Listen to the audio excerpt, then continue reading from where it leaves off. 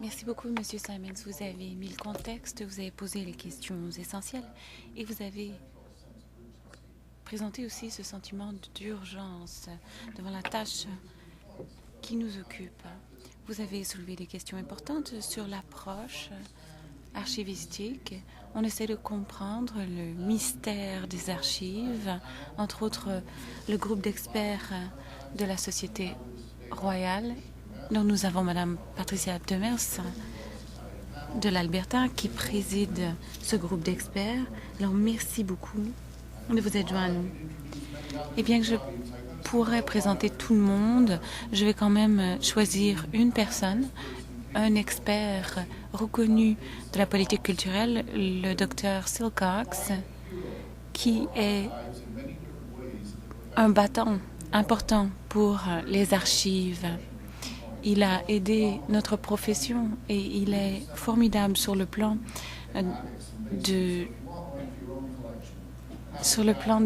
des trouvailles, comme les moyens par lesquels il a déniché des peintures du groupe des 7.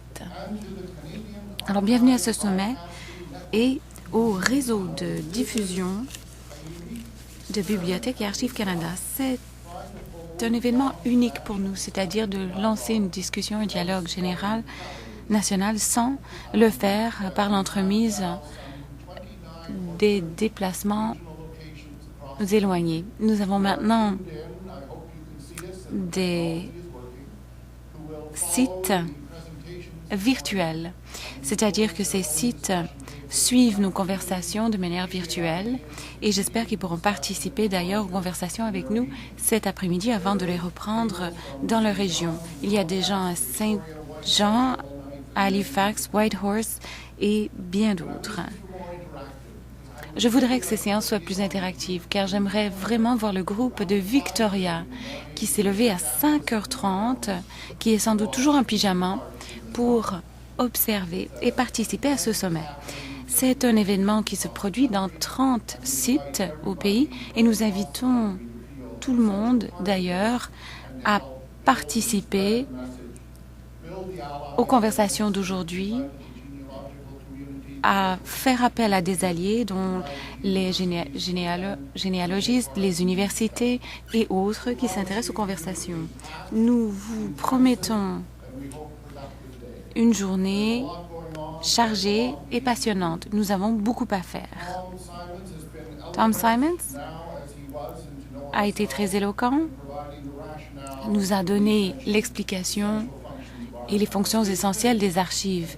Il est donc important de revenir à son rapport des années 70 pour se rappeler de notre passé et se rappeler de cette assertion très claire de la puissance des archives à la base des études canadiennes. Cette assertion et l'engagement de Tom ont donné l'inspiration et l'opportunité pour que quelques-uns d'entre nous, en 78, 80, sondent l'état des archives canadiennes et proposent une vision de l'avenir dans un rapport proposé par un conseil en 1980. Il y a très peu de particularités dans ce rapport. Les recommandations ne sont pas détaillées, mais à son cœur, vous avez l'effort de conceptualisation des grandes archives institutionnelles et nationales. On voulait en faire un système archivistique. Personne ne le voyait comme un système auparavant. Il s'agissait d'archives indépendantes, certaines qui réussissaient bien, d'autres pas. Il fallait donc revoir l'approche afin de créer un réseau qui permettrait d'élargir les services archivistiques et le faire de manière collaborative. On a fait appel aux grandes collections. On a fait appel à toutes sortes de formules, privées, publiques, documents de tous ordres, mais on n'a pas demandé à ce que ces organisations changent leur mandat. On leur a demandé de revoir leur façon de mettre en œuvre ce mandat, car à bien des endroits, il était possible de maintenir, de préserver des archives dans les communautés où elles étaient créées plutôt que de les offrir à un public plus vaste, comme un public provincial ou national. On a donc fondé cette idée de la communauté archivistique. communautés qui pouvaient être institutionnelles, professionnelles ou autres, on voulait donner une vie, une continuité à ces archives grâce à des ressources et une expertise de la communauté plus vaste des archives. En 1985, on a créé l'association qui est devenue notre vecteur d'action.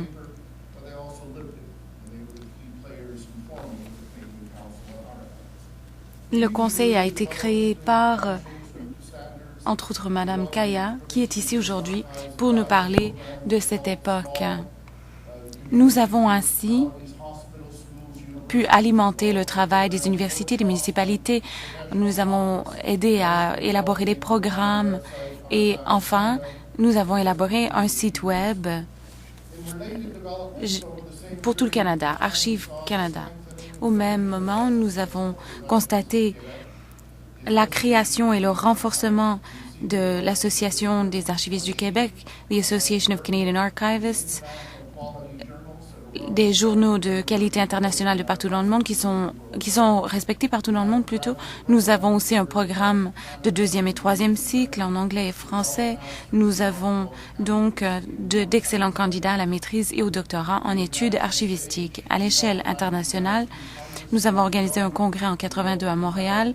Nous avons organisé une table ronde en 2007 à Québec et nous avons constaté que des Canadiens pilotent des comités et des réseaux importants, dont 2 Canadiens qui sont vice-présidents et vice-présidents du Conseil international des archives depuis 25 ans, au cours des 25 dernières années.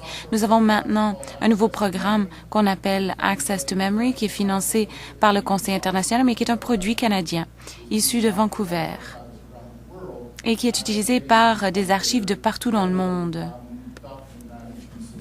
et qui sert de système de gestion de documents. Et nous avons évidemment la Déclaration universelle de l'UNESCO des archives, adoptée en 2010, grâce en grande partie aux initiatives de l'Association québécoise des archivistes. Et cette déclaration a eu un impact énorme à l'UNESCO et est ensuite repris ailleurs dans le monde. Beaucoup de choses ont été faites. Ça a été un programme chargé. Il nous a fallu 30 ans pour aboutir. Les défis d'aujourd'hui sont tout aussi imposants et urgents. Le rapport des années 80 ne donnait pas un plan de travail détaillé, il donnait les grandes lignes et les thèmes importants. On parlait d'attitudes nécessaires à la pérennisation de nos activités. On parlait d'opportunités également, tandis que des associations, des comités et des personnes proposaient des initiatives et acceptaient d'ailleurs d'énormes risques. Le Conseil canadien des archives lui-même est issu d'un processus très complexe, animé par une vision et un engagement bien réfléchi, bien détaillé, avec un excellent plan d'affaires. Il a fait appel à des sympathisants, des alliés d'autres professions, mais selon les opportunités, selon les comités en place, on a choisi souvent le compromis. En d'autres termes, c'était un processus très politisé.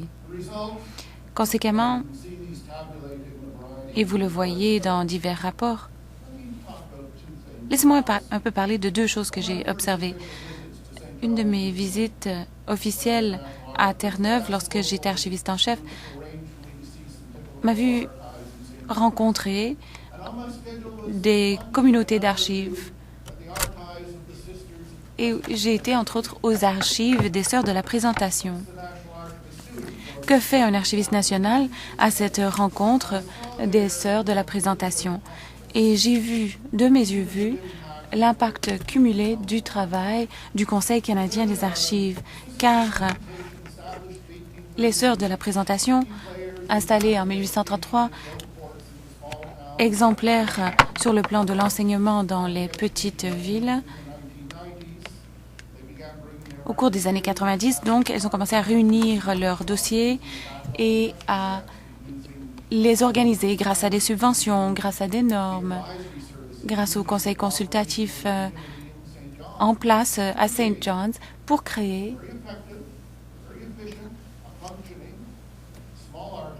une petite collection d'archives très efficace présidée par la sœur Perpetua, une sœur remarquable.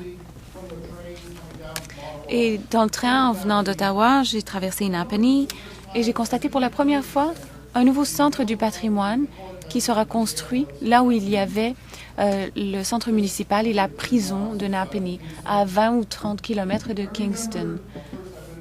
Bon, j'ai été invitée à parler à l'ouverture cet été, mais je me rappelle, vers 1970, quand j'étais jeune et très inquisiteur, j'ai examiné leur collection et je me disais, c'est important. Les archives publiques avaient déjà recensé tous ces dossiers qui se retrouvaient surtout dans la mansarde des édifices de la cour municipale. Alors je me suis dit, pourquoi ne pas emmener ces choses à l'université? Et je suis tombée sur un mur, car là-bas, on était très protecteurs des archives. C'était leur collection. La même attitude que j'ai rencontrée au Nouveau-Brunswick et en Nouvelle-Écosse au cours des années 20, ou sur laquelle j'ai lu, lorsqu'on a voulu prendre les dossiers des loyalistes pour les ramener à Ottawa. Les archives sont des questions juridiques, mais c'est aussi une question d'identité. Si on travaille avec la communauté, et à bien des égards, la communauté peut être une partie intégrante du contexte de la création des dossiers. Les défis d'aujourd'hui sont bien réels et imposants, et il est temps de revoir notre programme. En 1987, David Cameron a proposé un suivi du rapport de M. Simons. Il nous a félicité du travail qu'on avait fait et il a dit que nous étions parmi les seuls à avoir pris ce rapport au sérieux, mais il a aussi noté nos échecs importants, c'est-à-dire l'absence de la sensibilisation du public quant à notre rôle. Dans nos rapports, on parle beaucoup des faiblesses et des difficultés que l'on vit. Je n'entrerai pas dans le détail, mais un ami à moi qui est conseiller auprès du gouvernement du Canada en innovation recherche, Tom Jenkins, a parlé à notre personnel à Bibliothèque et Archives un jour et il a dit « Je sympathise car je comprends ce que vous faites ». Il a dit « Vous, les archivistes, vous conduisez l'autobus sur l'autoroute 401 à 120 km/h. C'est un excellent autobus. Il est sur l'autoroute et maintenant, avec la révolution du numérique, on vous demande de changer le moteur sans vous arrêter. Et si vous demandez ce que l'on fait depuis une décennie, c'est ce qu'on essaie de faire. On essaie de changer le moteur sans s'arrêter. Ce n'est pas une chose simple. D'ailleurs, et c'est compliqué, car une chose me hante, oui, je suis prêt à présenter des arguments, des explications, mais deux choses de mon expérience bien directe que je rapporterai. Un jour, un ministre du patrimoine a proposé un programme de numérisation qui devait commencer par des livres, et tandis que je rentrais dans le bureau du ministre, j'ai rencontré le sous-ministre adjoint qui venait d'entrer pour lui faire un briefing, et le sous-ministre adjoint m'a dit « Vous allez parler de numérisation des livres, mais pourquoi voulez-vous numériser des livres? Vous avez déjà une bibliothèque, n'est-ce pas? » Oui, on avait un bon service de prêt de livres à la bibliothèque, mais bon, je savais que ce briefing n'irait nulle part. Et l'autre chose, c'est il y a 3 ans, le secrétaire parlementaire au ministre du patrimoine canadien a parlé très délibérément et clairement à une réunion du comité permanent du patrimoine canadien à la Chambre des communes. Et parlant au nom, je suppose, du ministre, il a très clairement dit et conseillé le comité que 100% des collections d'archives soient numérisées. Il a dit 100% d'ailleurs sont déjà numérisés. Et il m'a demandé de quoi je parlais. C'était absolument clair. Toute la collection de Bibliothèque et Archives Canada était numérisée.